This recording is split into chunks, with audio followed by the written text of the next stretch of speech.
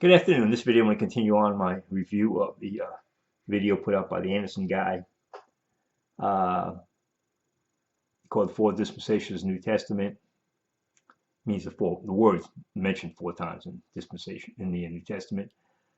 But before I get into that, I want to show you a book I'm reading here, Dispensationalism and Free Grace, how they're closely aligned and linked. And let me read here.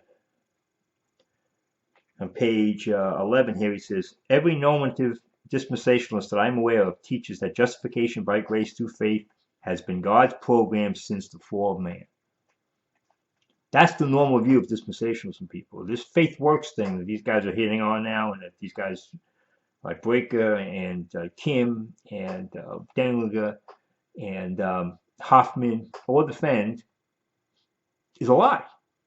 I'm just going to show you here. This is in the book of James. This is Robert Breaker's book. So I get his books. I think I'm pounding on the guy. I read what he writes. You know, you guys who are defending him, you're too lazy. You don't have his books. You don't read them. So I know exactly what he said. So here, what did Paul say about justification of Abraham? He was justified without works. Without works. If he was justified with works, he's contradicting James. James and Paul are contradicting him. It's as simple as James is saying Abraham was justified with works, and Paul saying he wasn't. So you got to reconcile the two. Well, the way you reconcile them is the justification is different. Is one is before God, without works, and before man is with works. And even Hoffman has in a footnote he says that 2 different types of justification. One's before God, one's before man. And then he goes on, then he contradicts himself with some nonsense. Says, well, it depends on how you look on, from what perspective. What are you talking about? Not many people, a lot of you people, you guys who listen to these guys don't care. You don't care. You don't care what he says. You don't care, you just move along with the tide. They contradict themselves. They contradict the Bible. It doesn't matter to you, and he just preaches something you like, and that's it. So here he says here in James 2, a church age saint is saved by grace through faith without works. But as before mentioned, a tribulation saint must have works. See that? Violation of Romans 11:6. There's grace and not works, or works and not grace. That is the work of not taking the mark of the beast. He thinks because you're not doing something, it's a work. Not if it's you're not doing it because of the grace of God. The reason not taking the mark is because of the grace of God. God is not allowing them to be deceived, so it's not a work. It's the grace of God keeping them from taking the mark. So they think not doing something, that's a work. See, that's a faith work. And that's where it all started, people, Ruckman. It started with the issue of the mark, taking the mark. And from there, he went backwards and corrupted the entire Old Testament. And he had problems with some eternal security passages in Hebrews 6 and 10 and in James, and basically he just thought, it's faith works, so they lose their salvation. That's what he did. Basically, just blew it up. Instead of trying to reconcile the passages, which are difficult passages to deal with in terms of defending eternal security, he just blew them off. Oh, that's Old Testament. So yeah, they lost their eternal security. That's what you're following this guy. You're following Robert Breaker. You're following Gene Kim. You're following Greg Miller. You're following Brian Dengler. You're following David Hoffman, all these guys in that lie.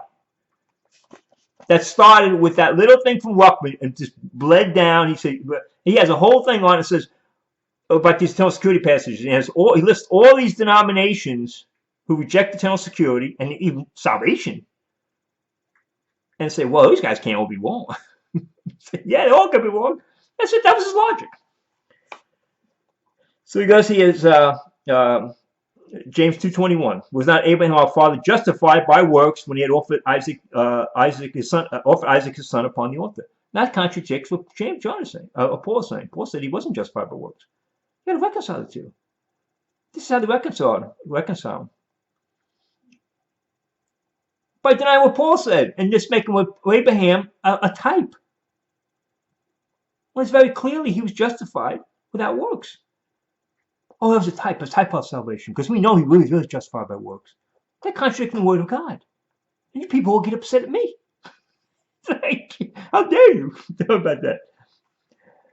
Abraham's salvation is not our salvation. So he's contradicting what Paul's writing. Paul's writing clear. That's not a type. That is what happened historically. David is not a type, a prophecy. That's why when Anderson goes after these guys in Romans 4, he's absolutely correct. And in James 2, he has a passage, a thing up there refuting this, short video, about 12 minutes, and he nails it. He's exactly right. These guys can't defend FaithWorks, and Romans 4 kills them. And it's going to take down the entire dispensationalism with them. Because you guys are more concerned about their personalities than what dispensationalism really teaches. Abraham's salvation is our salvation. Now see, and the ironic thing, so when you prove that, they're wrong in that, they say, oh, that's before the law. David was after the law. Then they go before the law. Then they go after the day. Then they go back and forth and say, well, then what it was. Because actually Buckman says Abraham was saved by faith alone in his Genesis account. He says he was saved by faith alone, people. They're all over the map. Well, he was before the law. And he's a type. Abraham believed it was imputed unto him for righteousness. Now, what they want to say is he got the righteousness meant the justification, which is insanity. Total insanity. When God sees his righteousness, he has to say justify people. That deals with the attributes of God. You can't get justified 40 years later. When God sees his own righteousness, he has to say justified because he's looking at his own righteousness.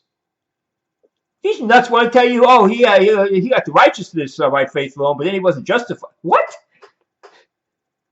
You think God sees his own righteousness? He's justifying his own righteousness. He's not justifying Abraham's righteousness. He's justifying his own righteousness. And that's another thing. These guys always get confused with different righteousness in the Old Testament. You have a personal righteousness and you have God's righteousness. And that personal righteousness deal with their walk. Afterwards, Abraham was justified.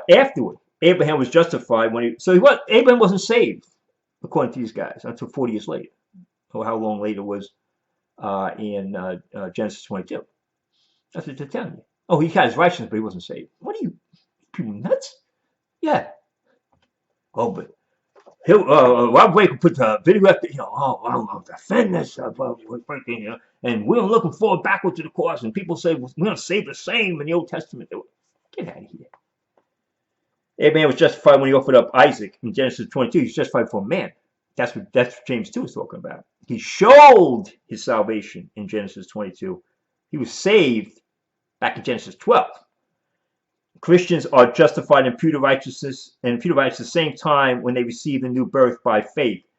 Yeah, they have to receive the justification because as soon as they receive the righteousness, the justification must follow.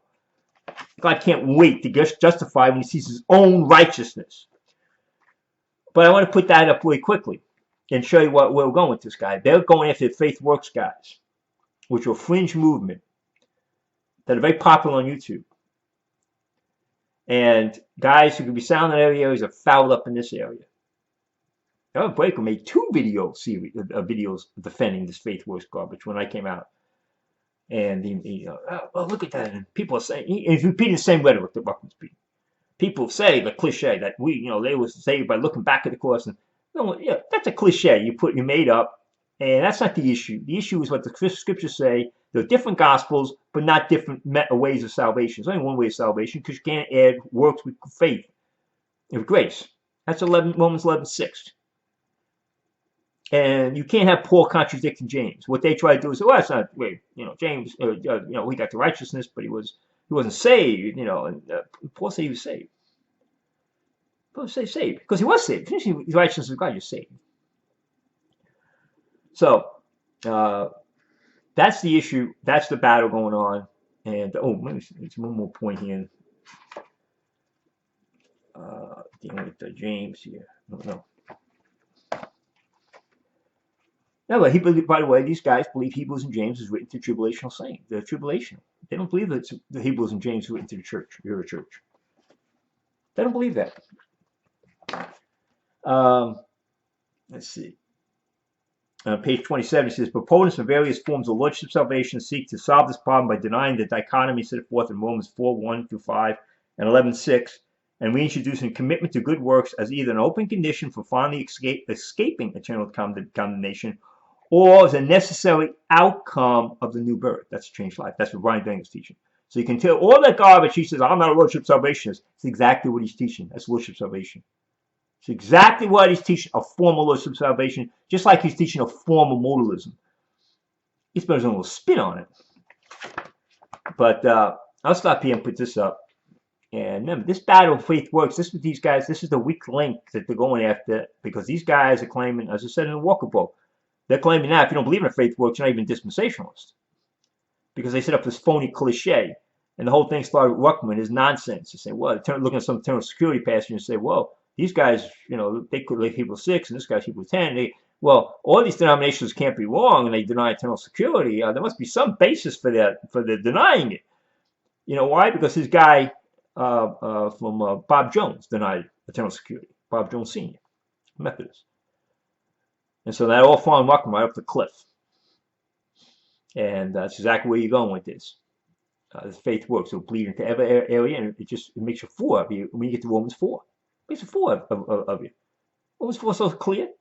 David isn't talking about a prophecy. He's talking about his own salvation. His sins were covered. His sins weren't redeemed.